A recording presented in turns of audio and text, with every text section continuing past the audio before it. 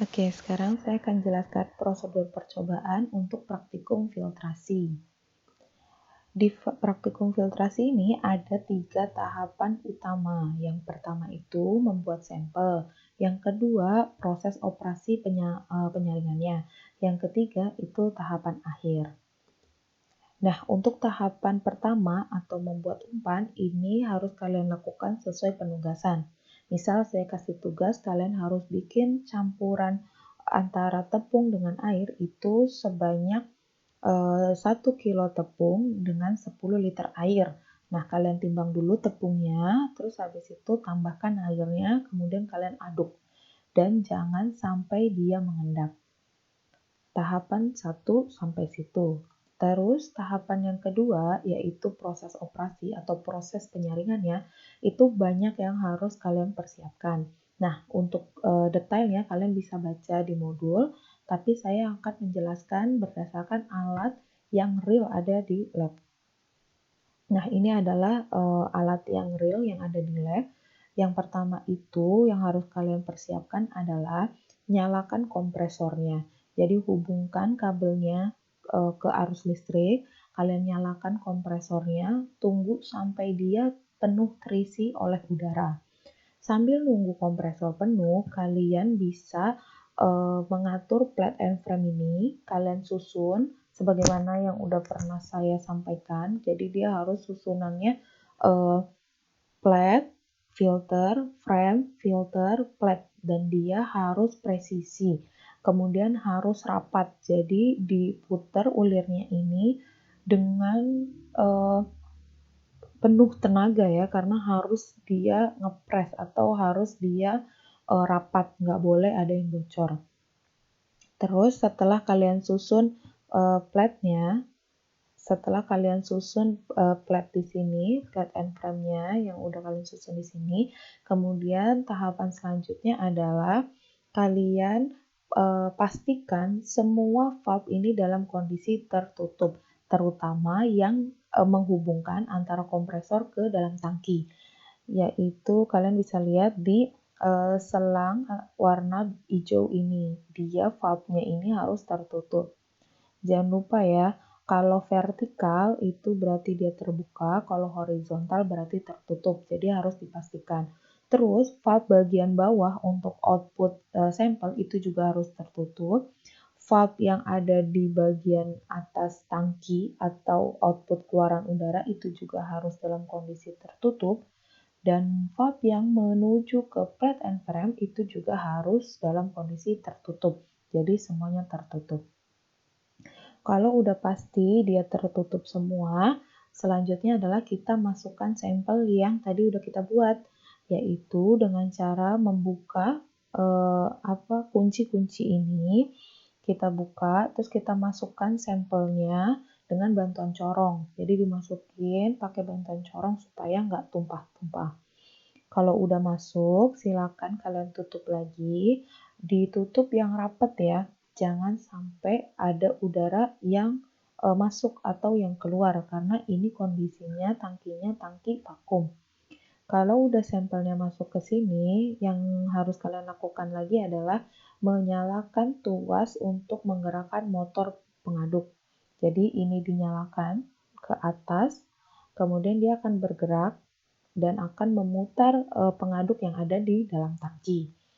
Kalau semuanya udah masuk dan dia sedang diaduk, berarti posisinya tunggu 5-10 menit ya, supaya merata dan tidak ada endapan. Kalau udah, kompresor ini akan memberikan identifikasi suara kalau dia udah penuh. Bisa jadi suaranya lebih pelan ataupun dia bisa mati sendiri, itu tandanya udah penuh.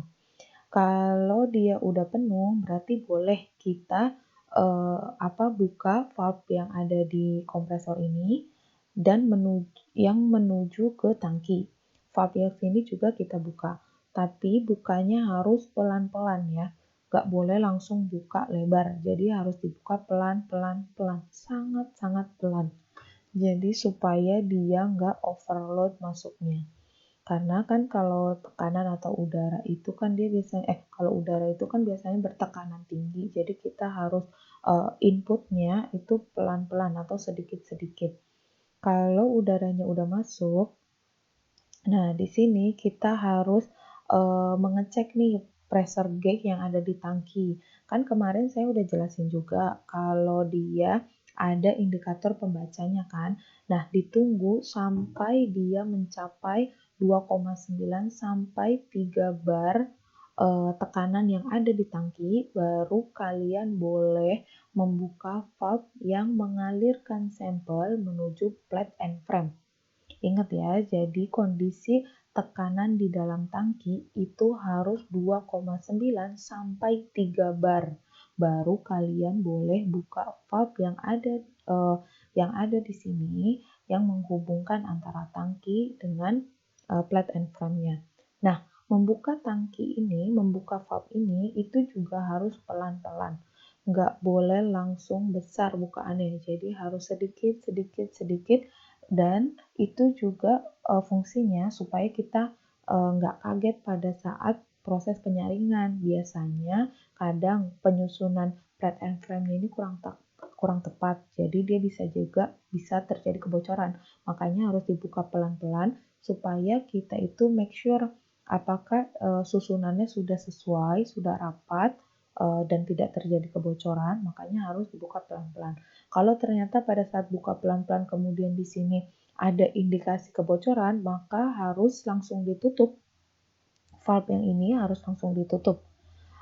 Kemudian rombak lagi ini, susun lagi dari awal, pastikan lagi lubangnya harus presisi, nggak ada kain filter yang menghalangi lubang-lubang dari plate and frame itu. Kalau dia udah disusun lagi, baru kalian rapatkan lagi, baru kalian buka valve ini pelan-pelan sampai sampelnya itu mengalir ke sini. Nah, kalau dirasa dia sudah tidak ada kebocoran, maka boleh buka valve ini secara full. Nah, pada saat proses ini berjalan, akan ada atau akan keluar filtrat dari plate and frame ini. Nah, kemudian di bagian bawah di sini ada pengadahnya atau wadah untuk dia menampung filtrat. Nah, filtrat ini yang harus kalian tampung untuk menghitung nanti neraca massa. Jadi, filtrat yang di sini kalian tampung, kalian hitung debitnya, menghitung debitnya. Misalnya saya kasih tugas coba hitung debit selama 5 detik berapa volume yang tertampung gitu kan. Nanti dihitung. Kemudian setelah udah nanti filtrat hasil perhitungan debit itu jangan kalian buang, kalian harus kumpulin juga karena kita butuh untuk menghitung data neraca massa.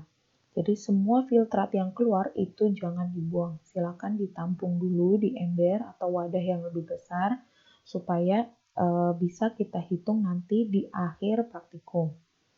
Setelah proses ini berjalan semuanya, ada beberapa hal kan yang harus kita perhatikan, yaitu adalah proses filtrasi ini sebenarnya adalah proses penyaringan. Jadi kita mengharapkan terpisahnya antara tepung dengan air gitu. Nah, makanya residu yang tertahan di filter ini adalah bentuknya cake atau tepung yang basah. Sedangkan yang filtratnya adalah air. Gitu. Ini adalah persiapan untuk yang prosedur kedua. Kita lanjutkan untuk prosedur terakhir, yaitu proses ketika praktikum ini telah selesai, yaitu kalian bersihkan semuanya, baik itu dimatikan kompresornya, tangkinya harus kalian bersihkan, silakan dibuka keran bagian bawah, itu untuk mengeluarkan sampelnya, kemudian untuk bagian output gasnya juga itu dibuka supaya gasnya keluar. Nah,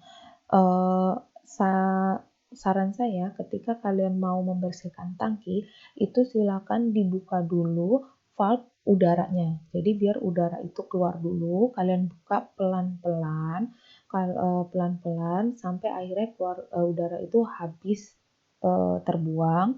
Kalau udah habis terbuang, baru kalian buka valve yang bagian bawah untuk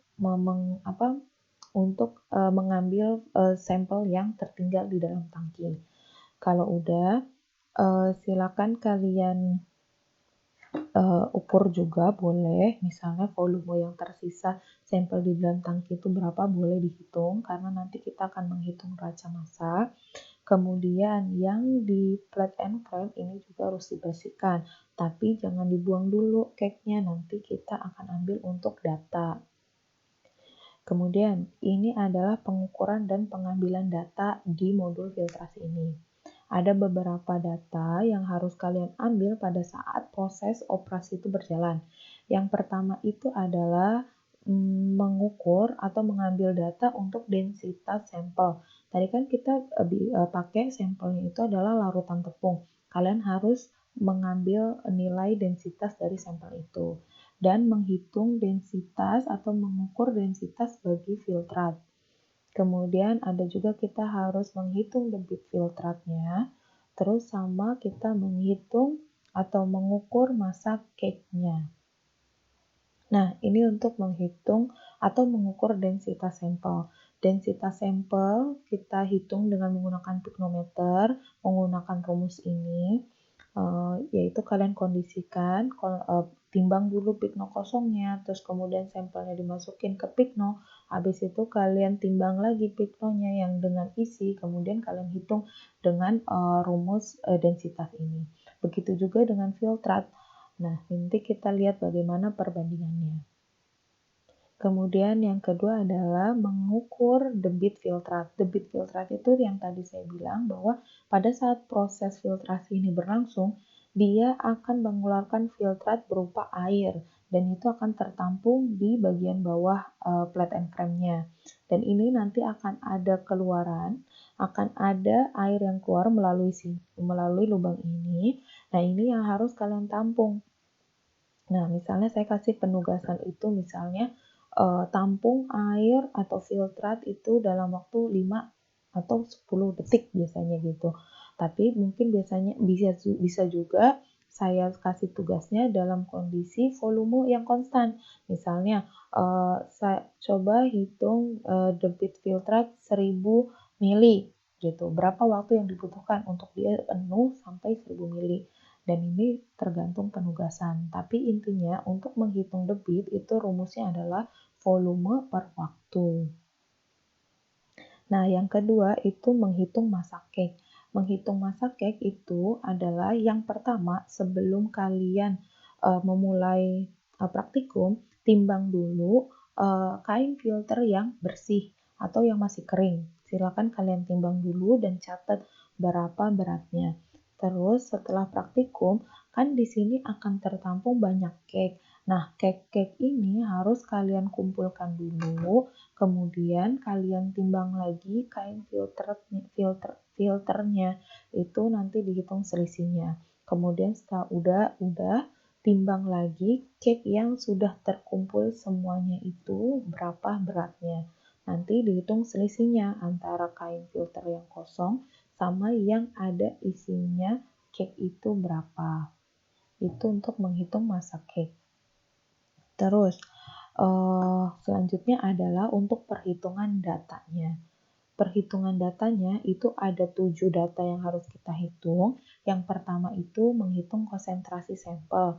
Jadi kalau misalnya tadi saya kasih tugas 2 kilo tepung dilarutkan dalam 10 mili, nah kalian harus hitung berapa sih konsentrasinya. Nah, yang kedua itu menghitung regresi data debit. Yang ketiga, menghitung nilai mu atau viskositas dari data temperatur.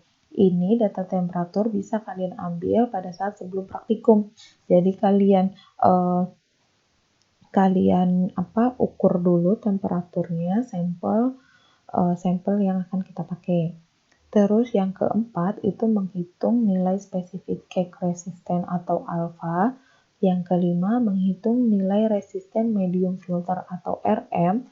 Dan yang keenam itu menghitung kadar air. Terakhir menghitung raca massa. Untuk menghitung konsentrasi sampel, kalian bisa pakai rumus ini. sekarang coba di sini saya kasih kalian tugas. Silakan hitung ini ada 2 pertanyaan dan kemudian jawab di komen ya. Nah, dengan kode F1 spasi jawabannya, F.2 spasi jawabannya. Terus, yang kedua yaitu menghitung regresi data debit. Nah, untuk menghitung regresi data debit ini adalah kita plot data volume terhadap data T per V. T per V ini didapat dari hasil turunan rumus. Nanti bisa dilihat di modulnya, ada di situ turunan rumusnya. Dan ini dapat kita hitung atau kita plot menggunakan Excel ataupun kalkulator. Nah, untuk kalian tahu gimana cara menghitung di Excel dan juga kalkulator, kalian bisa lihat video saya yang mencantumkan tentang bagaimana cara menghitung regresi data dengan Excel ataupun kalkulator. Nah, yang ketiga, menghitung nilai mu atau viskositas dari data temperatur. Lampirannya bisa dilihat di tabel lampiran ke-14, lampiran 14 di buku MATLAB jilid 1. Nah, data ini saya screenshot untuk data lampirannya.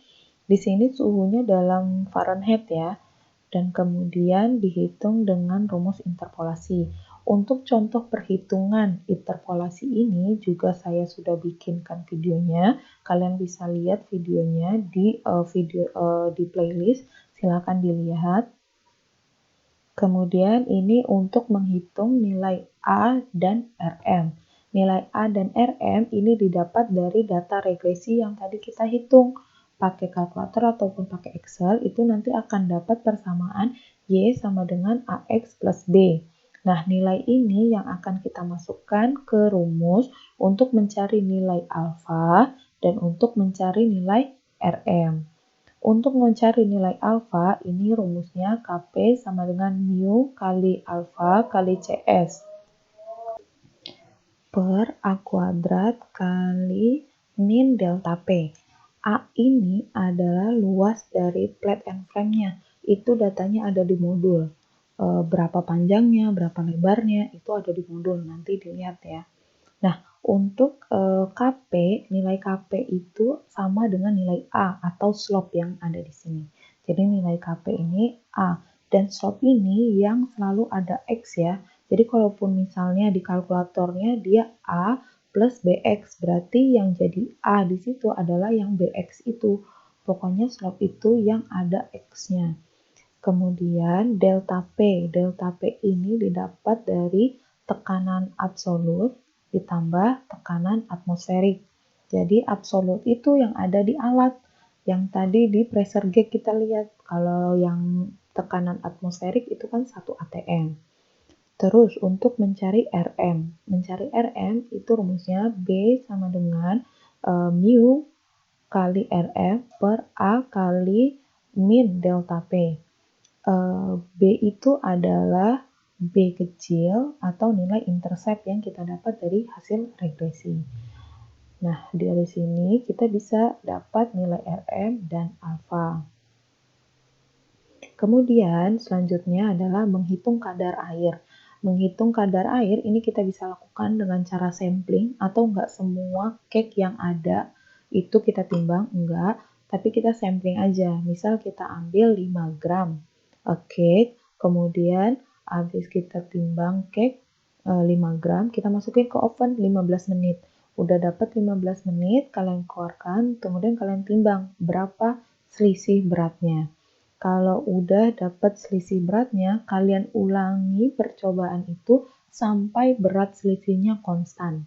Kalau udah konstan, baru kalian bisa hitung kadar airnya dengan rumus ini. Nah, kalau udah, yang terakhir itu adalah menghitung neraca massa. Menghitung neraca massa itu pasti kita butuh data masuk, data keluar. Data masuknya apa aja? Data masuk itu ada tepung sama air. Besarannya ini berdasarkan penugasan. Nanti massa keluarnya itu ada berupa cake sama filtrat. Atau karena tadi misalnya masih ada sisa di tangki filternya, ya udah tambahin lagi aja di sini sisa penyaringan berapa volumenya kayak gitu. Tapi itu kondisinya masih campuran ya kan, berarti itu anggap aja data di luar. Kemudian kalau udah ini tinggal ditotalin aja, nanti dihitung baca masanya dengan rumus in atau masa masuk dikurang masa keluar. Apakah jumlahnya balance? Kalau nggak balance berarti itu adalah selisihnya. Mungkin selisih itu adalah sisa yang ada di tangki. Gitu. Nah, itu sedikit pembahasan tentang modul filtrasinya. Silakan kalian buka juga video untuk cara menghitung regresi dengan kalkulator ataupun Excel. Terus kalian coba buka juga video tentang menghitung proses contoh perhitungan. Itu saya cantumkan juga di video lainnya. Oke, terima kasih. Itu penjelasan saya tentang modul filtrasi. Mudah-mudahan kita bisa segera praktikum ya. Oke.